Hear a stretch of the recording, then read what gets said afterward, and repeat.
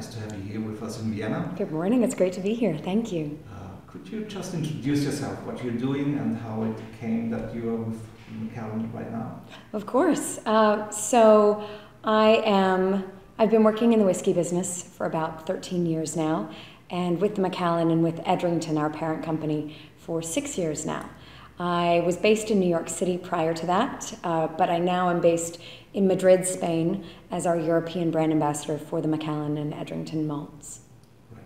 And you came from Canada, and you're now based in, I've read, in Madrid? In Madrid, yes. And you're responsible for the Central European and Southern European malts. Exactly that. Born and raised in Canada, proud Scottish heritage, very proud Scottish heritage, and then was based in New York prior to the move to España. And you got a degree in distillation, don't you? So right now I have a general certificate in distillation through the Institute for Brewing and Distilling in Scotland, and I'm slowly working towards my diploma as well in distillation.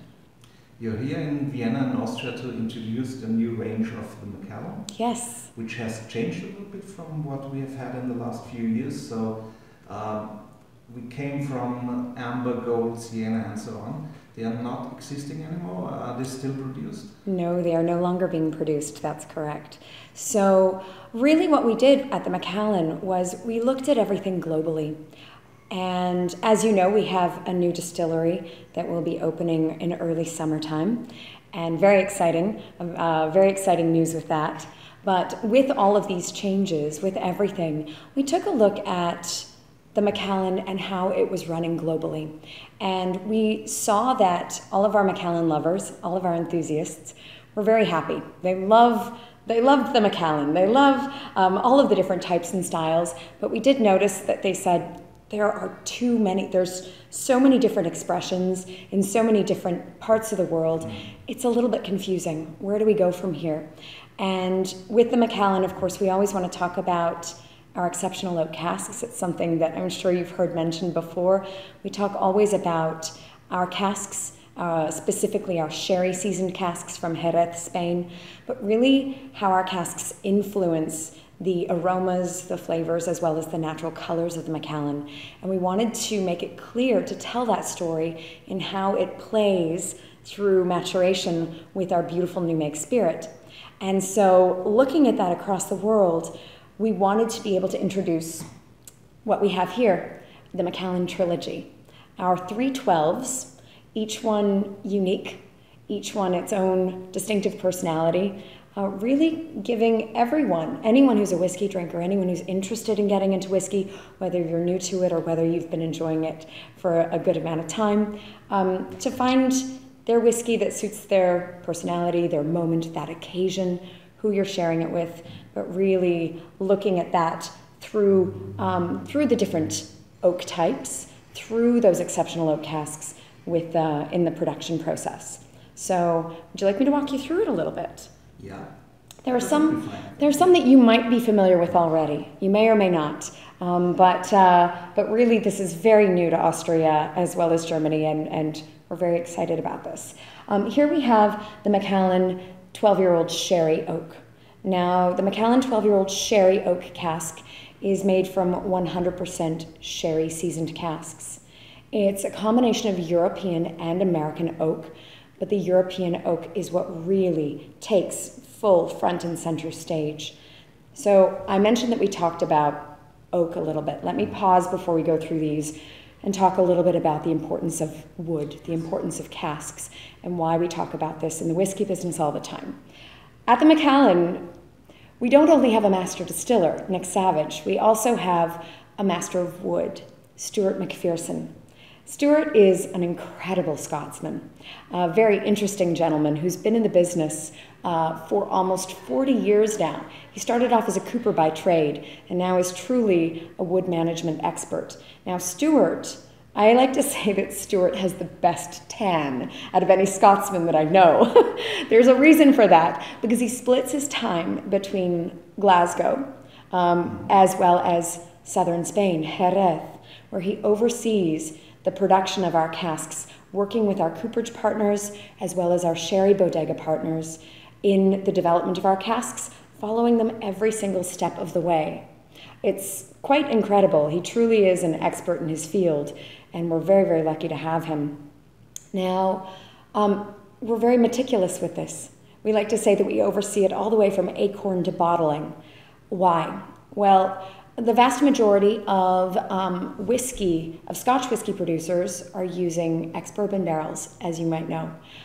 Excellent casks as well for maturing whiskey. In fact, we do use it in our triple cask range, which we'll talk about later, as well as in some of our global travel retail products.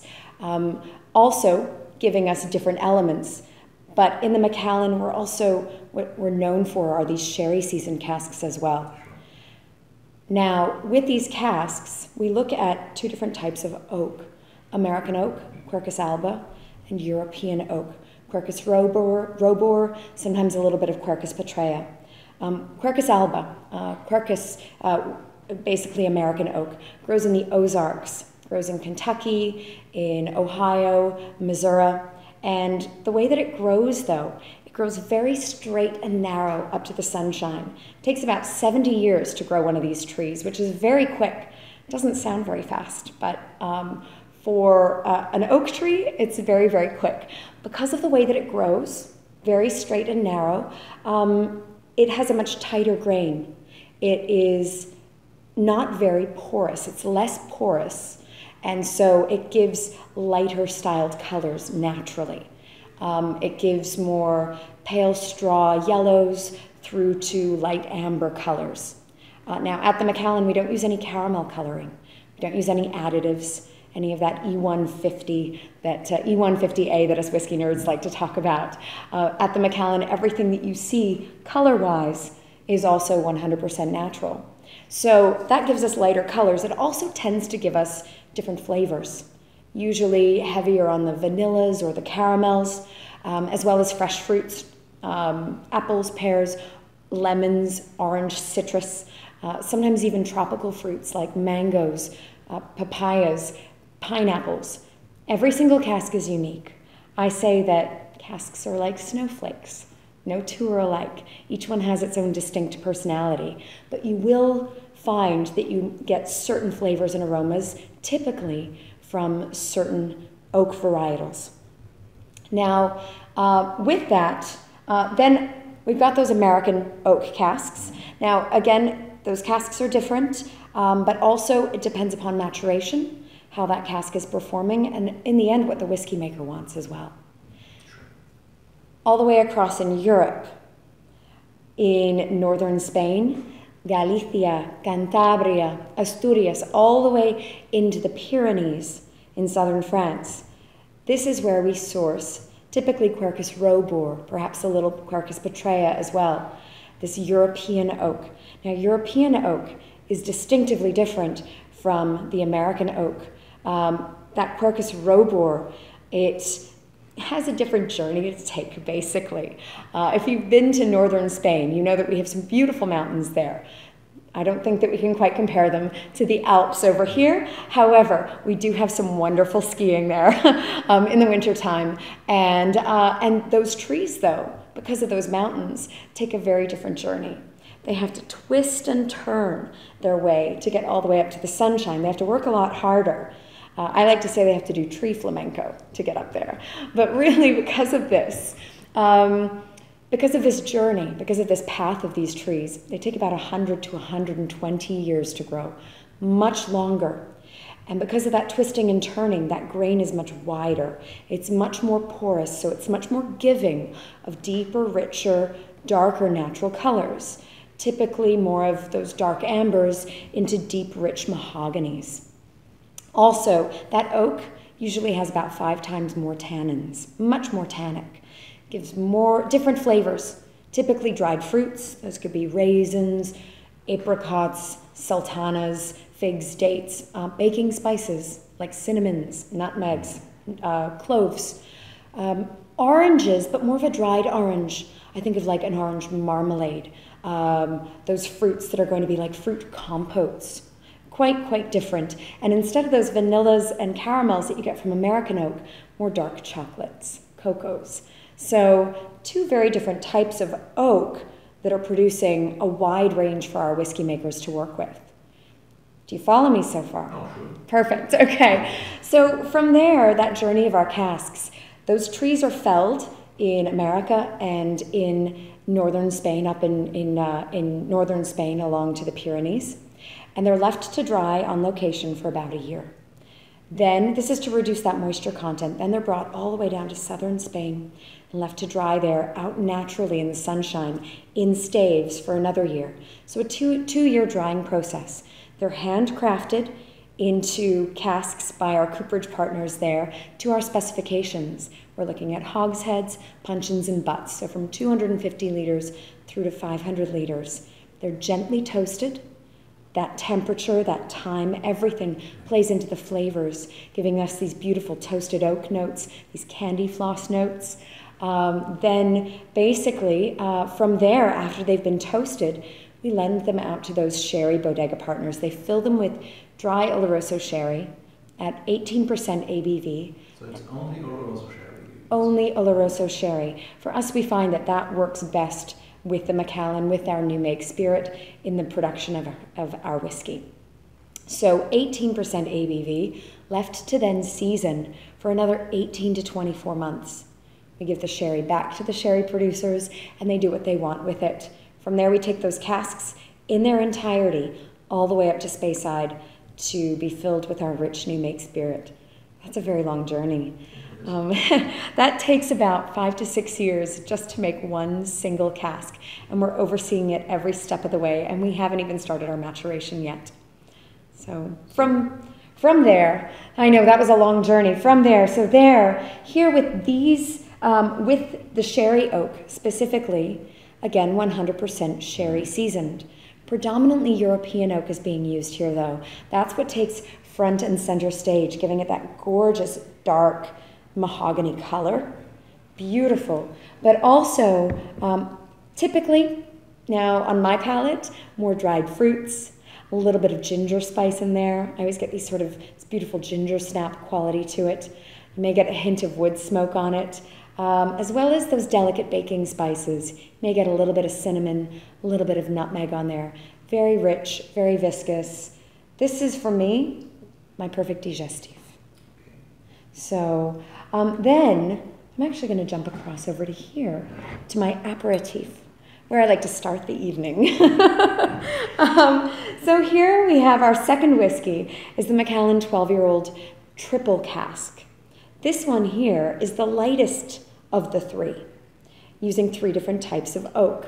American oak ex-bourbon barrels, American oak sherry seasoned casks, and European oak sherry seasoned casks. They're all matured separately for a minimum of 12 years, hand-selected by our whiskey-making team, married together to create something, again, lighter in style, as well as much lighter in color. That American oak, remember, has that tighter grain, so it doesn't give those darker colors. It's quite a bit lighter. Now, I call this my aperitivo because it's lighter, because it's more delicate.